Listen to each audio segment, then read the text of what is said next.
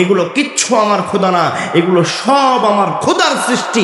আসমান আমার খোদার সৃষ্টি, জমিন আমার খোদার সৃষ্টি, সূর্য আমার খোদার সৃষ্টি, চন্দ্র আমার খোদার সৃষ্টি, রাত আমার খোদার সৃষ্টি, দিন আমার খোদার সৃষ্টি। এই পর্বত, মাটি, নদী নালা যা দেখা যায় কোনো কিছু আমার খোদা নয়।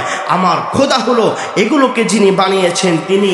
পয়গম্বর ইব্রাহিম আলাইহিস সালাম বুঝতে পারলেন এই সব কিছু আমার খোদা নয়, আমার খোদা হলো একমাত্র আমার আল্লাহ তাআলা। আমি মুসলমানদের অন্তর্ভুক্ত হয়ে গেলাম। আমি সূর্যের ইবাদত করব না, চন্দ্রের ইবাদত করব না, তারকারাজির ইবাদত করব না, আমি মূর্তির ইবাদত করব না, রাতের ইবাদত করব না, গাছের ইবাদত করব না, দিনের ইবাদত করব না। আমি আমার আল্লাহর ইবাদত করব আর মুসলমান হয়ে যাব, অনুগত্যশীল হয়ে যাব। আমি আল্লাহর একত্ববাদের অনুসরণ করব।